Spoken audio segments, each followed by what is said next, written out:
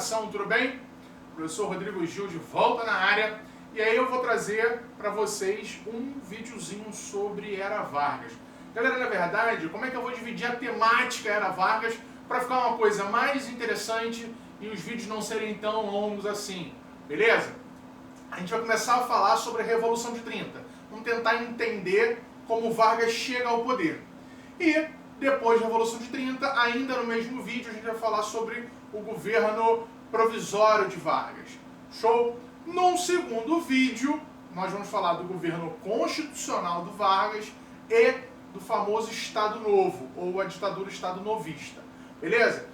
Vamos lá, vamos tentar entender um pouquinho dessa figura aí que desperta amores e ódios, né, em diversos espectros políticos, né, tanto à esquerda quanto à direita. Você vai ver pessoas que amam Vargas e pessoas que simplesmente execram Vargas, né? Vamos lembrar que o Vargas era tratado como pai dos pobres, mas também como mãe dos ricos.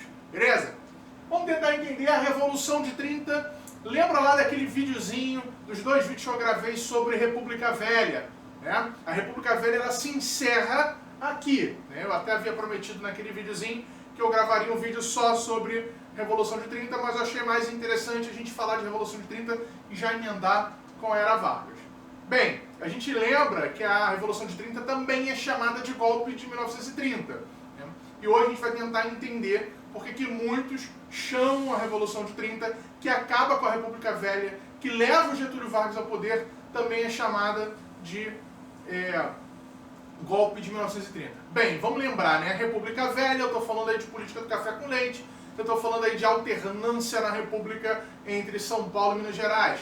Falo de política de governadores, falo de coronelismo. Mas basicamente a política do café com leite, ela está no centro, no cerne da questão da Revolução de 30. Bem, Washington Luiz, então presidente paulista, né?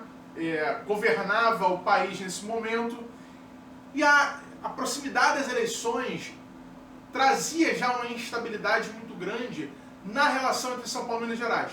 Na verdade, gente, vamos lembrar, e eu disse isso no outro vídeo, a política do café com leite ela não foi um instrumento, um arranjo político estável. Foi extremamente instável.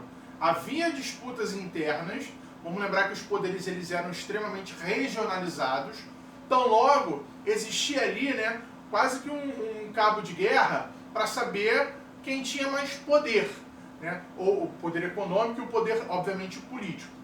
Bem, o que gera, né, e quais são os elementos que vão compor o que a gente chama de Revolução de 30?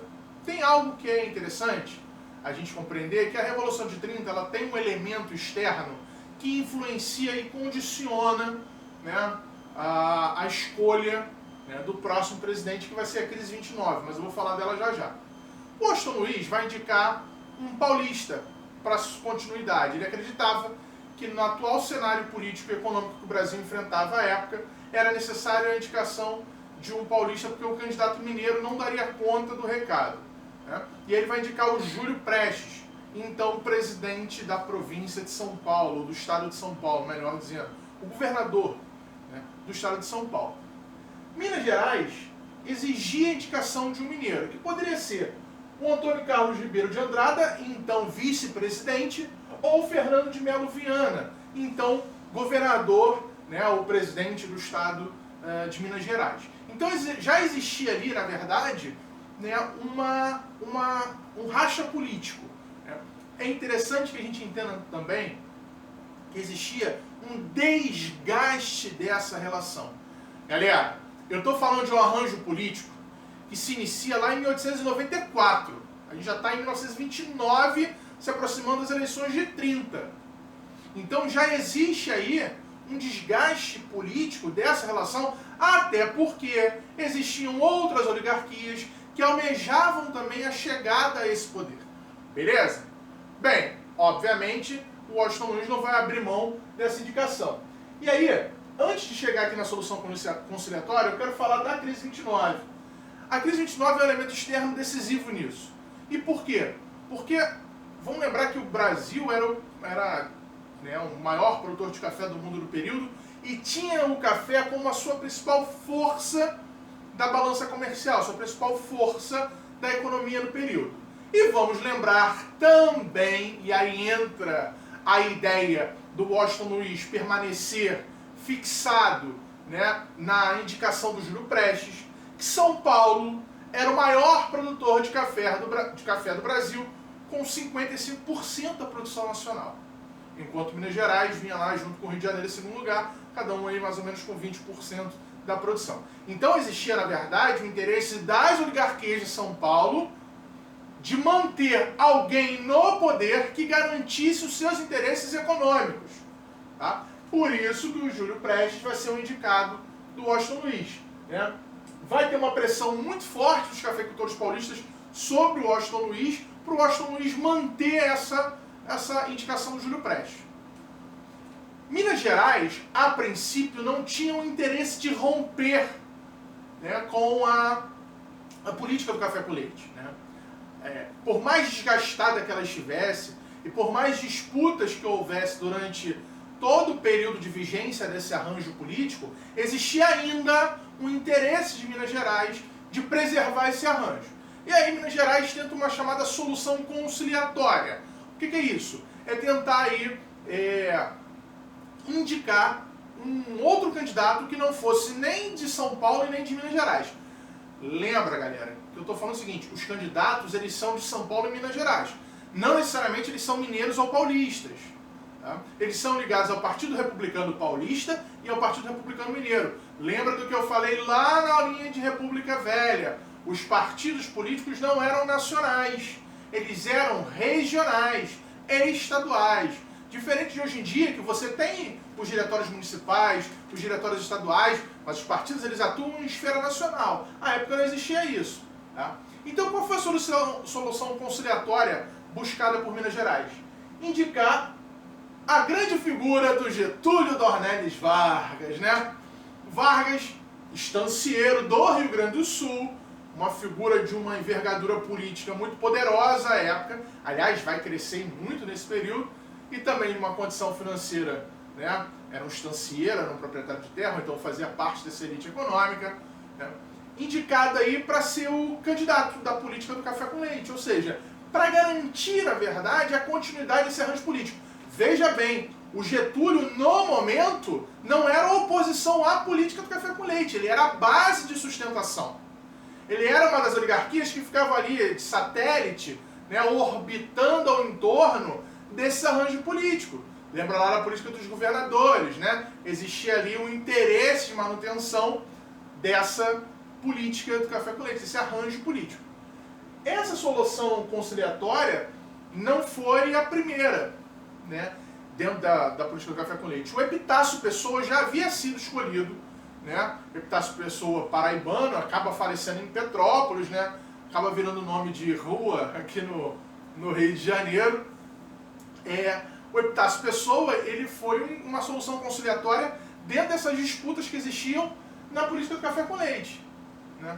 Ou seja, tanto Minas Gerais não queria o rompimento da política do café com leite, quanto Vargas inicialmente, né, era ali base de apoio. Mas o Vargas, gente, muitas pessoas até me perguntam, Rodrigo, poxa, como é que eu posso classificar o Vargas politicamente? Eu paro para pensar, dá um delay às vezes, porque assim, não tem como você tentar atribuir uma única classificação. Vargas era o Vargas, personalista, se a gente pudesse dizer assim, simpático ao autoritarismo, né? Extremamente anticomunista, isso é um fato. Tá? Mas não dá. Mas Rodrigo, a gente vai ver que ele tinha lá relações próximas, né, com a Alemanha. Esquece. Tá? Vargas era o Vargas, uma figura extremamente personalista, uma figura extremamente centralizadora. Vamos lembrar que ele lá atrás, lá na Revolução Federalista, né, tá ali do lado do Borges de Medeiros, que era aliado ao Floriano Peixoto, centralizador, aquele modelo positivista de Estado, enfim. Então, Vargas era essa figura, personalista, autoritária, centralizadora. Eu sei que tem pessoas aí que vão falar, vão me xingar, mas era isso, tá?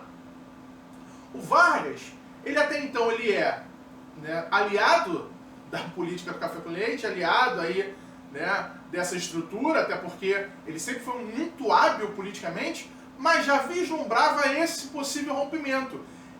E assim, ser tratado como solução conciliatória, para ele era ideal para justamente gerar a sua ascensão ao poder, a sua chegada à presidência. Bem, obviamente, né, São Paulo fica irredutível, fala, não, vamos permanecer com o Júlio Prestes, e Minas Gerais vai romper, né, com São Paulo e vai, obviamente, junto com outras, né, oligarquias, a do Rio Grande do Sul e da Paraíba, que são as oligarquias dissidentes, formar a Aliança Liberal, que também contava aí com o apoio de tenentistas, lembra lá? Do tenentismo, lá do Marechal Hermes da Fonseca, né? Aquela ideia de moralização da política nacional, contra a corrupção, contra a manipulação das eleições e por aí vai. E parcela da classe média urbana que não se sentia representada por esses arranjos políticos. Então eles formam a Aliança Liberal para lançar um candidato. Ou seja, já não vai ter mais a política do café com leite. Aquela história toda, né, da alternância, ela não vai existir mais. Minas Gerais foi para a guerra, se pintou para a guerra e chamou uma galera para ir junto. Rodrigo, e por que as outras oligarquias foram? Porque as outras oligarquias almejavam também uma maior participação no poder político. Obviamente, né, esbarravam aí num poder muito forte de São Paulo, principal potência econômica do país, inclusive até os dias de hoje, e principal potência política, tá? Mesmo que o maior colégio eleitoral ainda fosse, a maior bancada ainda fosse mineira. E a eleição de 30 vai colocar o Júlio Prestes, né, que tinha o Vital Soares como seu vice, contra, né, o candidato da Aliança Liberal. A Aliança Liberal ela vai até ter uma pequena ruptura, mas ela permanece até o fim da Revolução de 30, tá? Com o Getúlio Vargas e o João Pessoa, que vai ser uma figura central no processo revolucionário, tá? O Júlio Prestes vai ser eleito, consegue uma vitória esmagadora em 17 dos 20 estados, né? Nos outros 3 estados, o Vargas vence, aliás, no Rio Grande do Sul, inclusive, com 100% dos votos, né? Só que a Aliança Liberal vai acusar a oligarquia de São Paulo de manipular, de fraudar a eleição. Inclusive, né, acusa... Você lembra do que eu falei lá naquele primeiro videozinho da República Velha? Que eu falei, olha, existia um negócio chamado Comissão Verificadora de Diplomas ou de Poderes, que era um organismo, né, criado para tentar inviabilizar a posse ou até mesmo a candidatura de políticos que fossem opositores à política do café com leite. Lembrou? Tenho certeza que lembrou. Então, a Aliança Liberal vai acusar a oligarquia de São Paulo de impedir a posse, né, de muitos candidatos que foram eleitos e que eram, obviamente, né, opositores a São Paulo e que eram ligados à Aliança Liberal. Bem, acusação de um lado e acusação de outro. Porque também existia a acusação que nos estados que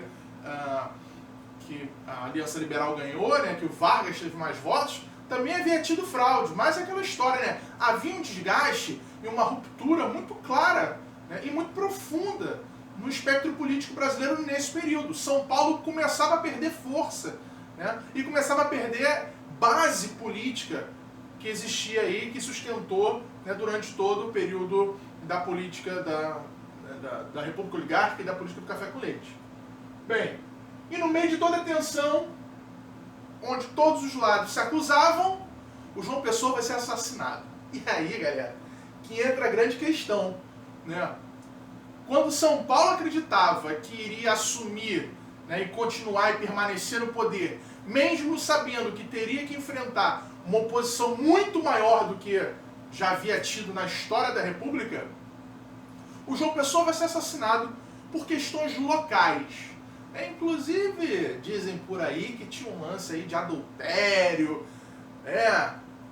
que o marido achou uma carta que tinha o endereço do João Pessoa, aquelas coisas que eu vou preferir não entrar aqui no debate, e foi lá e matou o João Pessoa, né, falando que estava lavando a honra da família. Bem, vai ser o estopim do conflito. Você fala, Rodrigo, peraí, estou olhando ali e não estou entendendo. Por que vai ser o estopim da revolução? Uma questão muito simples. Você está falando do Vargas.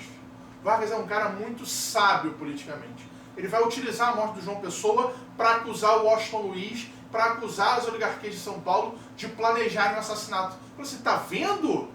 Além de desmoralizarem a política nacional, além de fraudarem as eleições, fazem de tudo para permanecerem no poder, inclusive matam seus adversários. E aí, ele traz para si, né, um apoio muito maior daqueles que ainda tinham dúvidas sobre, né, a verdade ou a mentira nesse processo eleitoral. Bem, especialmente os militares, né, que são fundamentais nesse processo, né, da construção da Revolução de 30.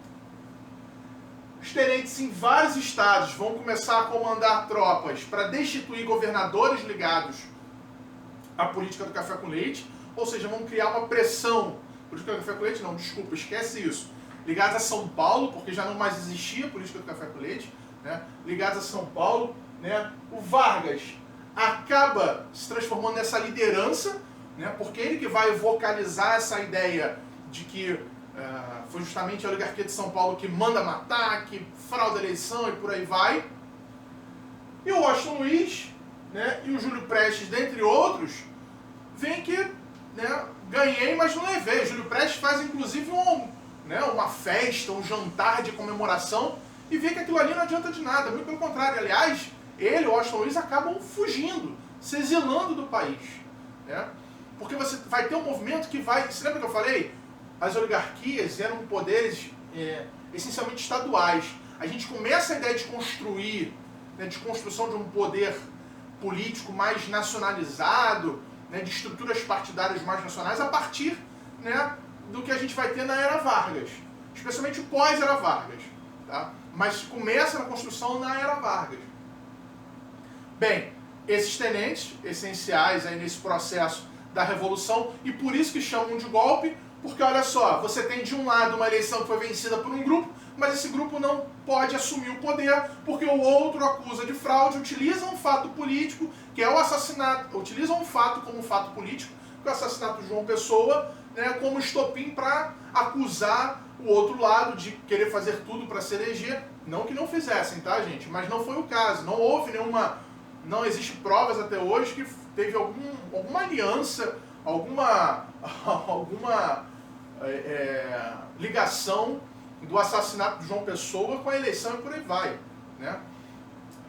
E você vai ter ali a derrubada de um grupo que estava no poder, que se elege para permanecer no poder, por outro grupo, né, que o acusava dessas coisas todas que eu já falei, enfim, e assume o poder político no Brasil nesse período, e quem vai obviamente assumir é o Vargas, dando início ao que nós chamamos de Era Vargas, ao governo provisório, né? É importante que a gente diga o seguinte, o Vargas, no início, entre 30 e 45, ele nunca foi eleito pelo voto popular. Tá? Ele vai governar de 30 a 45 sem ter passado pelo crivo das eleições das urnas. Né? A gente sabe que em 34, na verdade, ele é eleito pelo Congresso, de forma indireta. Tá? E só vai ser eleito de fato como presidente uma única vez pelo voto popular, que vai ser em 1951. Né? Ele governa de 51 a 54, que é onde ele acaba se matando, se suicidando. Tá? Então, é interessante que o Vargas ele assume e vai governar durante 15 anos sem ter passado uma vez pelo crivo popular. E aí o início do governo Vargas, a gente chama de governo provisório, é o de estado de compromisso. Aliás, o Vargas inaugura um negócio que é muito interessante. Ele, se por um lado, ele vai tentar impor, né, um processo meio que de marginalização política de São Paulo, inclusive vai dar origem logo depois, em 32, à Revolução Constitucionalista de São Paulo, que é a materialização dessa marginalização política da oligarquia paulista, né?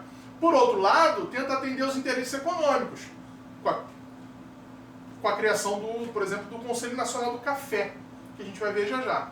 Então a ideia do estado de compromisso é tentar aliar, naquele momento, diversos interesses. Né? Os interesses, por exemplo, dessa oligarquia de São Paulo, né, ligada ao café, ao grupo, né, da burguesia industrial crescente no Brasil, aos trabalhadores. Tanto é que vai ser nesse início aí no governo provisório, que vai de 1930 a 1934, que vão surgir as primeiras legislações trabalhistas, primeiras leis trabalhistas, né, que serão corroboradas lá em 43 pela CLT. Beleza? Bem, no governo provisório, que aliás é um conceito interessante, né? É um governo provisório que dura 4 anos. Né? A ideia de ser rápido, de ser provisório literalmente, foi um pouco subvertida, vamos dizer. Decretos-leis. Vai revogar a Constituição de 1891. É óbvio que ele ia fazer isso, né? É a Constituição que preservava o poder político nas mãos das oligarquias. Então ele revoga. Para além disso, vai dissolver o Congresso Nacional e as Assembleias Legislativas nos estados e nos municípios. Caraca, Rodrigo, mas por que ele faz isso? Simples. Ele está desconstruindo toda a estrutura política que havia sido montada para preservar o poder nas mãos das oligarquias, da política do café com leite. Mas, Rodrigo, mas não entendi. Minas Gerais não estava do lado dele agora? Sim, Minas está na base do poder. Está na base do seu governo. Mas, por outro lado, você tem São Paulo. Por outro lado, você tem aliados de São Paulo. Então, era necessário, no entendimento, obviamente, do Vargas, de desconstruir toda essa estrutura política para reconstruir, né, uma nova estrutura política que, obviamente, lhe desse, né, base para governar. E aí, obviamente, ele vai substituir todos os governadores, todos, com exceção de um, Minas Gerais. Todos os governadores vão ser substituídos. E ele vai nomear interventores, ou seja, alguém que vai governar em nome dele. Ou seja, é um aliado político seu. O que ele faz? Esses decretos-leis, ele desconstrói. Ele está desconstruindo toda a estrutura política que sustentava o poder, principalmente de São Paulo, e começa a construir o seu arco de alianças políticas, a sua base de sustentação no poder. Vai criar o Ministério do Trabalho, Indústria e Comércio, que vai ficar a cargo de Lindolfo Collor, avô, ó, tô falando que a gente está cansado, tá falando um monte de besteira, avô do Fernando Collor de Mello, ex-presidente da República do Brasil. Beleza? Era avô ou era pai? Era avô. Se tiver um erro aí, eu subo o negocinho para vocês. Mas era o avô do Fernando Collor de Mello, presidente que sofre o impeachment lá em 1992. Tá? Cria a famosa lei de sindicalização. Isso aqui é importantíssimo, porque começa a estruturar a forma como o Vargas lidava com a classe trabalhadora. Daí a gente começa a quebrar aquela história de que era o pai dos pobres, né? Beleza, a gente vai ver um monte de legislação trabalhista, mas a gente vai ver as condicionantes dessa legislação trabalhista, que foram benéficas aos trabalhadores? Claro, óbvio. É impossível falar que não foram, né? Porém, existia um outro lado dessa moeda. Qual é o outro lado dessa moeda? Evitar, né, qualquer tipo de insurgência, qualquer tipo de manifestação contrária a ele. Ampliar o seu arco de alianças. Tá? Então, a lei de sindicalização, ela nada mais foi que a criação da ideia de atrelamento dos sindicatos no governo. Que isso vai se aprofundar lá no Estado Novo, né? Com aquela ideia de corporativismo sindical, enfim, né? E aí que alguns teóricos chamam de, né, sindicalismo pelego. O que é isso? É quando você tem um sindicato que, ao invés de lutar pelos trabalhadores, se atrela ao patrão. E quem é o patrão aqui nesse caso? Né? O governo. Vai criar leis trabalhistas como jornada de 8 horas, salário mínimo, aposentadorias, férias, a ideia de estabilidade no governo, no trabalho, que vai ser quebrada depois lá na frente pelos militares, e por isso você tem a criação do FGTS, mas isso é um papo para a gente discutir ditadura militar. Então ele vai criar um monte de legislações, né? Na verdade você ainda vai ter outras mais lá na frente, como licença maternidade, você vai ter a aprovação do Código do Menor, que era para você regular, por exemplo, o trabalho de jovens, enfim. Só que tem um porém. Aliás, 2 poréns. Quais são os 2 poréns dessas leis trabalhistas, né? Poxa, reduzir o jornal de trabalho? Sim. Pô, criou a ideia de uma remuneração mínima? Sim. A ideia de férias remuneradas, aposentadoria, beleza, show de bola. Show de bola, maravilha. Só que, primeiro, só poderia usufruir dessas leis quem fosse sindicalizado, de acordo com a lei de sindicalização criada por ele. Já entendeu? Já manjou a situação? E segundo, só trabalhadores urbanos. Os trabalhadores rurais só vão obter proteção trabalhista e social com o João Goulart, lá na frente, na década de 60. Beleza? Até então você está falando o quê? Desculpa, gente. Você está falando de quê? A gente está falando aí de uma legislação que acabava preservando, na verdade, os interesses de quem? Os interesses, né, do patronato. Eu vou criar uma série de medidas que obviamente vão ser benéficas para esse trabalhador, mas eu tento aí controlar esse trabalhador para que não haja greves, para que não haja insurgências. Beleza? Obviamente, em contrapartida, a gente vai ver que ao longo da história, ao longo da era Vargas, ele vai criar uma série de benefícios para os industriais, para investimentos em indústrias, créditos muito baratos, enfim, empréstimos à torta e à direito para essa galera. E aí aquilo que eu falei, você lembra do estado de compromisso? Olha para mim, olhou? Isso aí, lembra lá do estado de compromisso que eu falei? Ele vai criar o Conselho Nacional do Café. Galera, ao passo que ele joga para escanteio a oligarquia de São Paulo em termos políticos, em termos econômicos ele tenta fazer um afago, um carinho. Lembra que a crise 29 mergulha, né, o Brasil numa crise por causa, né, que você vai ter uma retração das exportações de café? Lembrou? Na aula sobre crise 29 que está aí no canal, eu falei sobre isso. Se tiver dúvida, dá uma olhadinha lá. Bem, o que o Vargas faz? Ele vai se inspirar um pouco no que houve lá em 1906 no Conselho de Taubaté. Falou o seguinte, olha, beleza, eu vou ajudar vocês. Eu vou comprar os excedentes, né, os estoques excedentes de vocês e vou mandar queimar essa produção. E aí com isso eu garanto o preço do produto mais elevado e garanto o lucro desse produtor. Na verdade, a ideia toda aqui, né, era tentar criar ali um mecanismo de valorização desse produto e de aproximação, nem que fosse apenas pelo plano econômico, dessa oligarquia de São Paulo ao governo do Vargas. Não vai funcionar muito não, porque eles não vão se sentir muito contemplados.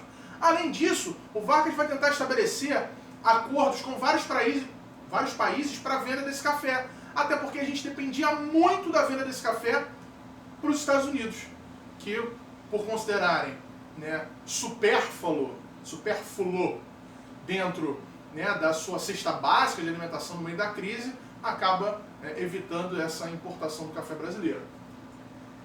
Cria o Código Eleitoral de 32, e isso é interessantíssimo porque vai promover uma série de modificações, de mudanças no processo eleitoral. Primeira coisa, todo mundo que fosse alfabetizado maior de 21 anos poderia votar. E o voto seria secreto e obrigatório. Beleza? Ou seja, acabou aquela história do voto aberto, né, onde você conseguia ali saber onde a pessoa estava votando. Desculpa, gente. E, além disso, né, vai trazer aí a promoção, né, da eleição, ou seja, ao pleito, a poder votar e se candidatar as mulheres. Aí você fala assim, poxa, Rodrigo, o Vargas muito legal, né, muito bacana, deu lá as leis trabalhistas e agora, poxa, permite que as mulheres possam votar. O que é um tremendo absurdo as mulheres não poderem votar na história do Brasil desde o início, desde a sua gênese, né? Mas enfim, faz parte do processo de construção de sociedade patriarcal que a gente já sabe, né? Bem, só que tem um porém nisso, né, galera? Permitir que as mulheres votassem, primeiro que não era nenhuma benesse, era uma obrigação dele fazer isso, ponto. Mas tinha um interesse por trás.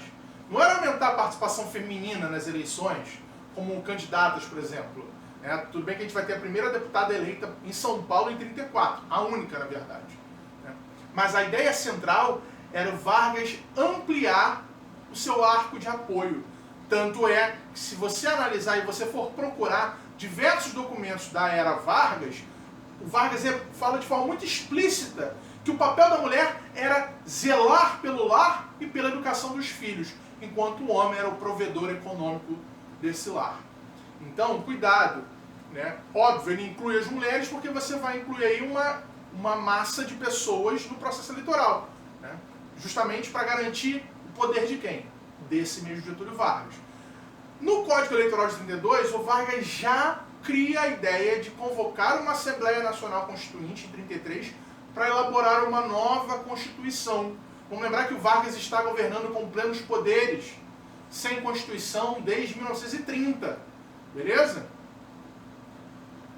Só que o Código Eleitoral não vai superar a insatisfação que tinha na oligarquia de São Paulo, né, que estava marginalizada do poder político. E essa oligarquia de São Paulo, obviamente, vai fazer o quê? Vai se mobilizar. E essa mobilização vai ficar conhecida como a Revolução Constitucionalista de 32. A Revolução de 32, a Revolução Constitucionalista, é a materialização dessa marginalização política de São Paulo. E a insatisfação de São Paulo com isso. Bem, tem até um símbolo, né? MMDC. O que é isso? Na verdade, é o nome de 4 estudantes que morrem, né, nessa luta que São Paulo fazia, né, ou entendia que fazia por uma nova Constituição, por uma legalidade do poder político. Daí vem a ideia de revolução constitucionalista, mesmo que o Vargas já havia previsto no Código Eleitoral de 32 a convocação de uma Assembleia Nacional Constituinte para 33. E aí eu estou falando aqui de Miragaia, Martins, Drauzio e Camargo, né? É o nome desses 4 estudantes que morrem nessa luta, nessa busca por uma nova Constituição, mas sobretudo numa busca pelo retorno de espaço político, né, de São Paulo, obviamente no cenário nacional, que havia sido alijado desde a Revolução de 30. Então você vai ter aqui, ó, tanto a oligarquia de São Paulo quanto a classe média que era insatisfeita com o autoritarismo varguista, empreendendo esse movimento, né? Vai haver uma mobilização parcial da sociedade em relação a isso. Vamos lembrar que o Vargas, nessa época, já possuía um apoio muito forte, né? Só que, obviamente, né, as forças políticas de São Paulo, as forças militares de São Paulo, mesmo com alguns auxílios de outros estados, né, não daria conta de sobreviver, né, um movimento de sobreviver às forças do governo federal. E aí você vai ter consequências que são interessantes em relação a isso. Existem interpretações, é importante que a gente diga, né, que alguns falam o seguinte: olha, a vitória militar foi do Vargas, mas a vitória política e moral foi de São Paulo, porque o Vargas já previa a convocação de uma... Buguei agora, gente. Olha, viu como é que foi? Alguns dizem que existia uma vitória política de Vargas e uma vitória moral de São Paulo, porque logo depois o Vargas convoca uma Assembleia Nacional Constituinte e elabora uma nova Constituição. Mas, se a gente for aprofundar um pouco mais o estudo, a gente vai ver que já no Código Eleitoral de 32 já havia previsão de uma elaboração, de uma convocação de uma Assembleia Constituinte para a convocação, para a elaboração de uma nova Constituição. Beleza? Então, ó, você vai ter prisão de rebeldes, expulsão dos oficiais do Exército que participaram desse movimento revolucionário, cassação de direitos civis dos principais implicados no levante, ou seja, o Vargas aproveita isso, né, para exercer a sua veia autoritária e caçar os direitos civis daqueles que participaram, né, especialmente as lideranças desse movimento, né. O exílio de lideranças políticas, né, a transformação da força pública, né, a um órgão policial estadual, e a nomeação de Armando Salles como um novo interventor, porque essa também é uma das, vamos dizer assim, um dos anseios de São Paulo, né? São Paulo, além de questionar a ausência de uma Constituição, questionava também a nomeação de interventores que não eram ligados aos interesses paulistas. Na verdade, gente, existia ali, né, uma rejeição da oligarquia de São Paulo, né, do grupo político de São Paulo, à sua atual posição política no cenário nacional, que era uma posição de marginalização. Pela primeira vez na história da República, a oligarquia de São Paulo se via como oposição, né, ao governo. Poxa, aliás, se via mais do que oposição, se via fora do governo, né? Desde a Gênese ao Rodrigo, mas até na República da Espada, sim, na República da Espada você tem um parlamento onde você tem a oligarquia de São Paulo apoiando a República da Espada, em boa parte da sua existência. Então, é a primeira vez que você tem São Paulo aí, né, fora desse poder político, e por isso tudo você tem a Revolução de 30, a Revolução de 32, desculpa, a Revolução Constitucionalista de 32, né, que vai ser esse movimento que empreende, né, uma série de tentativas de derrota ao Vargas, mas que de fato, né, não gera nenhum arranhão na imagem do Vargas, muito pelo contrário, o Vargas sai fortalecido, né? Vargas convoca a eleição de 33, a Assembleia Constituinte de 33 e vai elaborar uma Constituição, né, que vai ser a Constituição de 34, que dá início ao seu governo constitucional, que a gente vai ver num próximo vídeo. Beleza, galera? Desculpa qualquer coisa aí, o cansaço tá batendo forte aqui, mas tamo junto, tamo forte aí pra gente sair dessa pandemia. Daqui a pouco tem um videozinho sobre o governo constitucional e sobre o Estado Novo, tá? Não deixe de assistir. Grande beijo.